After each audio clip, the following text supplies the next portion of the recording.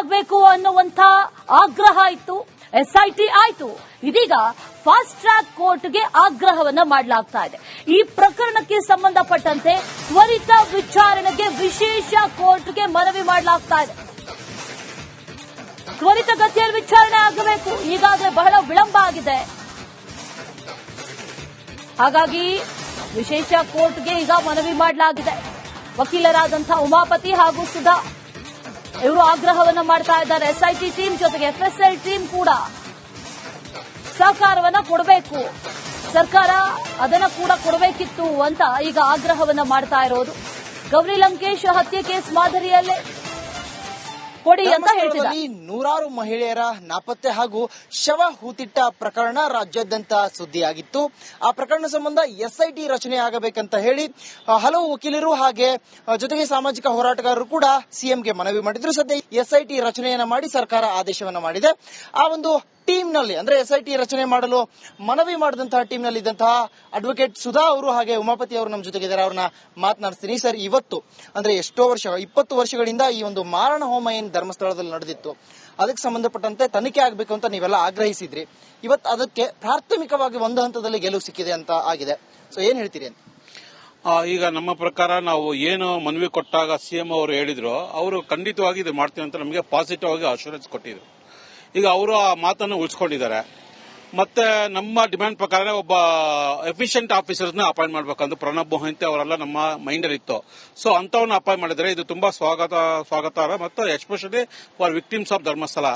ಈಗ ಈ ಕೇಸಲ್ಲಿ ಇಂಪಾರ್ಟೆಂಟ್ ಏನಂದ್ರೆ ಇದು 16 ಮತ್ತು 17ನೇ ತಾರೀಕು ಮಾನ್ಯ ಗೋಪಾಲ್ ಗೌಡ್ರು judges retired judges supreme court ಅವರು ಒತ್ತಿ ಹೇಳಿದ್ರು ಇದು ಬೇಕೇ ಬೇಕಾಗಿದೆ, ಇಲ್ಲಾಂದ್ರೆ ಯಾಕಂದ್ರೆ ಡಿಲೇ ಆಗ್ತಾ ಇದೆ ಅಂತ ಹೇಳಿದ್ದಾರೆ. ಅದಕ್ಕೋಸ್ಕರ ಮಾನ್ಯ ಮುಖ್ಯಮಂತ್ರಿಗಳು ಮಾಡಿದ್ದು ಭಾರಿ ಜನಕ್ಕೆ ಖುಷಿ ತಂದಿದೆ, ನಮಗೂ ಖುಷಿ ತಂದಿದೆ.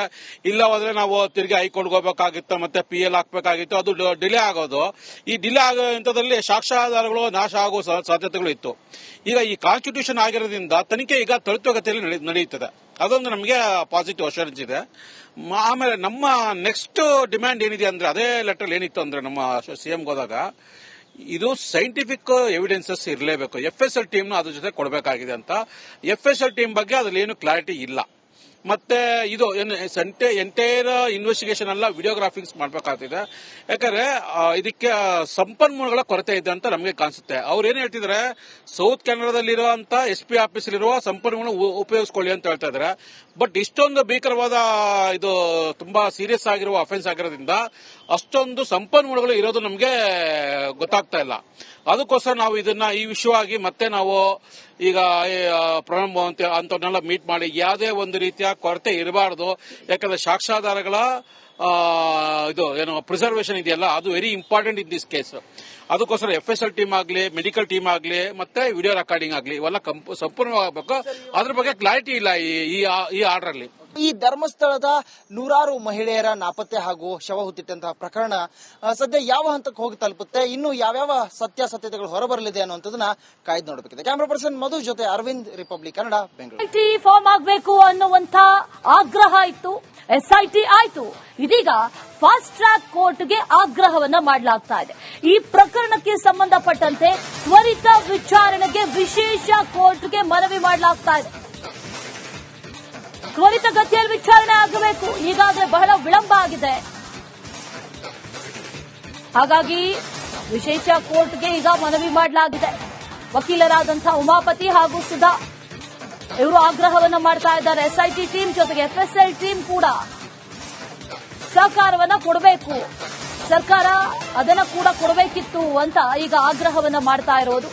ಗೌರಿ ಲಂಕೇಶ್ ಹತ್ಯೆ ಕೇಸ್ ಮಾದರಿಯಲ್ಲೇ ಕೊಡಿ ಅಂತ ಹೇಳ್ತಿದ್ದಾರೆ. ನೂರಾರು ಮಹಿಳೆಯರ ನಾಪತ್ತೆ ಹಾಗೂ ಶವ ಹೂತಿಟ್ಟ ಪ್ರಕರಣ ರಾಜ್ಯಾದ್ಯಂತ ಸುದ್ದಿಯಾಗಿತ್ತು.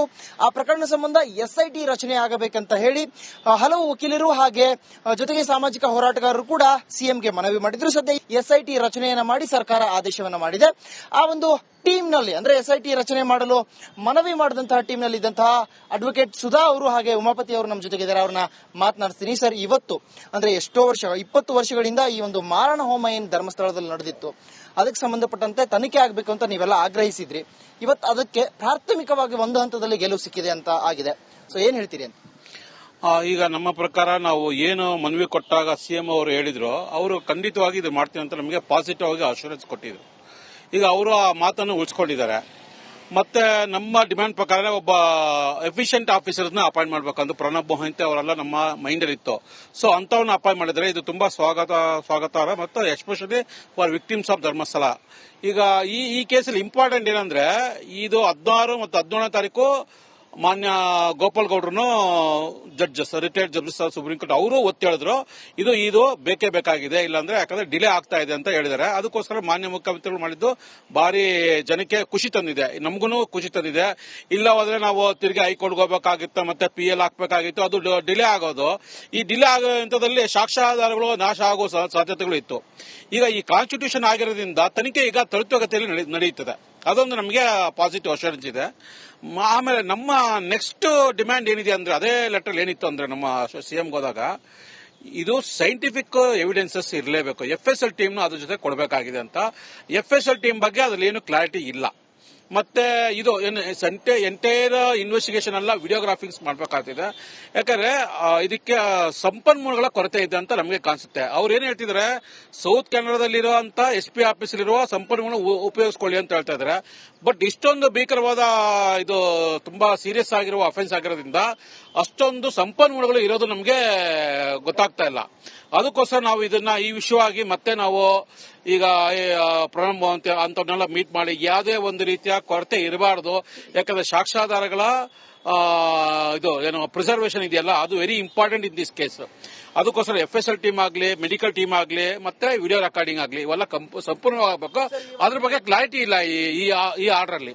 ಈ ಧರ್ಮಸ್ಥಳದ ನೂರಾರು ಮಹಿಳೆಯರ ನಾಪತ್ತೆ ಹಾಗೂ ಶವ ಹುತ್ತಿಟ್ಟಂತಹ ಪ್ರಕರಣ ಸದ್ಯ ಯಾವ ಹಂತಕ್ಕೆ ಹೋಗಿ ತಲುಪುತ್ತೆ, ಇನ್ನು ಯಾವ್ಯಾವ ಸತ್ಯಾಸತ್ಯತೆಗಳು ಹೊರಬರಲಿದೆ ಅನ್ನುವಂಥದ್ದನ್ನ ಕಾಯ್ದು ನೋಡಬೇಕಿದೆ. ಕ್ಯಾಮರಾ ಪರ್ಸನ್ ಮಧು ಜೊತೆ ಅರವಿಂದ್, ರಿಪಬ್ಲಿಕ್ ಕನ್ನಡ, ಬೆಂಗಳೂರು. ಫಾರ್ಮ್ ಆಗಬೇಕು ಅನ್ನುವಂತ ಆಗ್ರಹ ಇತ್ತು, SIT ಆಯ್ತು. ಇದೀಗ ಫಾಸ್ಟ್ ಟ್ರ್ಯಾಕ್ ಕೋರ್ಟ್ಗೆ ಆಗ್ರಹವನ್ನ ಮಾಡಲಾಗ್ತಾ ಇದೆ. ಈ ಪ್ರಕರಣಕ್ಕೆ ಸಂಬಂಧಪಟ್ಟಂತೆ ತ್ವರಿತ ವಿಚಾರಣೆಗೆ ವಿಶೇಷ ಕೋರ್ಟ್ಗೆ ಮನವಿ ಮಾಡಲಾಗ್ತಾ ಇದೆ. ತ್ವರಿತಗತಿಯಲ್ಲಿ ವಿಚಾರಣೆ ಆಗಬೇಕು. ಈಗಾಗಲೇ ಬಹಳ ವಿಳಂಬ ಆಗಿದೆ. ಹಾಗಾಗಿ ವಿಶೇಷ ಕೋರ್ಟ್ಗೆ ಈಗ ಮನವಿ ಮಾಡಲಾಗಿದೆ. ವಕೀಲರಾದಂತಹ ಉಮಾಪತಿ ಹಾಗೂ ಸುಧಾ ಇವರು ಆಗ್ರಹವನ್ನ ಮಾಡ್ತಾ ಇದ್ದಾರೆ. SIT ಟೀಮ್ ಜೊತೆಗೆ FSL ಟೀಮ್ ಕೂಡ ಸಹಕಾರವನ್ನ ಕೊಡಬೇಕು, ಸರ್ಕಾರ ಅದನ್ನ ಕೂಡ ಕೊಡಬೇಕಿತ್ತು ಅಂತ ಈಗ ಆಗ್ರಹವನ್ನ ಮಾಡ್ತಾ ಇರೋದು. ಗೌರಿ ಲಂಕೇಶ್ ಹತ್ಯೆ ಕೇಸ್ ಮಾದರಿಯಲ್ಲೇ ಕೊಡಿ ಅಂತ ಹೇಳ್ತಿದ್ದಾರೆ. ನೂರಾರು ಮಹಿಳೆಯರ ನಾಪತ್ತೆ ಹಾಗೂ ಶವ ಹೂತಿಟ್ಟ ಪ್ರಕರಣ ರಾಜ್ಯಾದ್ಯಂತ ಸುದ್ದಿಯಾಗಿತ್ತು. ಆ ಪ್ರಕರಣ ಸಂಬಂಧ SIT ರಚನೆ ಆಗಬೇಕಂತ ಹೇಳಿ ಹಲವು ವಕೀಲರು ಹಾಗೆ ಜೊತೆಗೆ ಸಾಮಾಜಿಕ ಹೋರಾಟಗಾರರು ಕೂಡ ಸಿಎಂಗೆ ಮನವಿ ಮಾಡಿದ್ರು. ಸದ್ಯ SIT ರಚನೆಯನ್ನ ಮಾಡಿ ಸರ್ಕಾರ ಆದೇಶವನ್ನ ಮಾಡಿದೆ. ಆ ಒಂದು ಟೀಮ್ ನಲ್ಲಿ ಅಂದ್ರೆ SIT ರಚನೆ ಮಾಡಲು ಮನವಿ ಮಾಡಿದಂತಹ ಟೀಮ್ ನಲ್ಲಿ ಇದ್ದಂತಹ ಅಡ್ವೊಕೇಟ್ ಸುಧಾ ಅವರು ಹಾಗೆ ಉಮಾಪತಿ ಅವರು ನಮ್ಮ ಜೊತೆಗಿದ್ದಾರೆ. ಅವ್ರನ್ನ ಮಾತನಾಡಿಸ್ತೀನಿ. ಸರ್, ಇವತ್ತು ಅಂದ್ರೆ ಎಷ್ಟೋ 20 ವರ್ಷಗಳಿಂದ ಈ ಒಂದು ಮಾರಣ ಹೋಮ ಏನ್ ಧರ್ಮಸ್ಥಳದಲ್ಲಿ ನಡೆದಿತ್ತು, ಅದಕ್ಕೆ ಸಂಬಂಧಪಟ್ಟಂತೆ ತನಿಖೆ ಆಗಬೇಕು ಅಂತ ನೀವೆಲ್ಲ ಆಗ್ರಹಿಸಿದ್ರಿ. ಇವತ್ತು ಅದಕ್ಕೆ ಪ್ರಾಥಮಿಕವಾಗಿ ಒಂದು ಹಂತದಲ್ಲಿ ಗೆಲುವು ಸಿಕ್ಕಿದೆ ಅಂತ ಆಗಿದೆ. ಸೊ ಏನ್ ಹೇಳ್ತೀರಿ ಅಂತ? ಈಗ ನಮ್ಮ ಪ್ರಕಾರ ನಾವು ಏನು ಮನವಿ ಕೊಟ್ಟಾಗ ಸಿಎಂ ಅವರು ಹೇಳಿದ್ರು, ಅವರು ಖಂಡಿತವಾಗಿ ಇದು ಮಾಡ್ತೀವಿ ಅಂತ ನಮಗೆ ಪಾಸಿಟಿವ್ ಆಗಿ ಅಶ್ಯೂರೆನ್ಸ್ ಕೊಟ್ಟಿದ್ರು.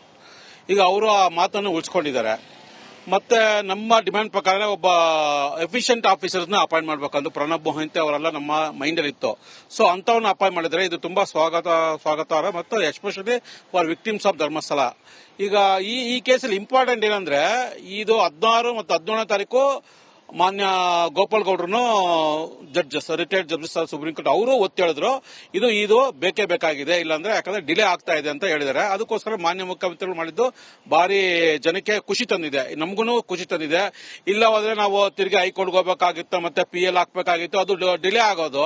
ಈ ಡಿಲೇ ಆಗೋ ಹಂತದಲ್ಲಿ ಸಾಕ್ಷ್ಯಾಧಾರಗಳು ನಾಶ ಆಗೋ ಸಾಧ್ಯತೆಗಳು ಇತ್ತು. ಈಗ ಈ ಕಾನ್ಸ್ಟಿಟ್ಯೂಷನ್ ಆಗಿರೋದ್ರಿಂದ ತನಿಖೆ ಈಗ ತ್ವರಿತಗತಿಯಲ್ಲಿ ನಡೆಯುತ್ತದೆ.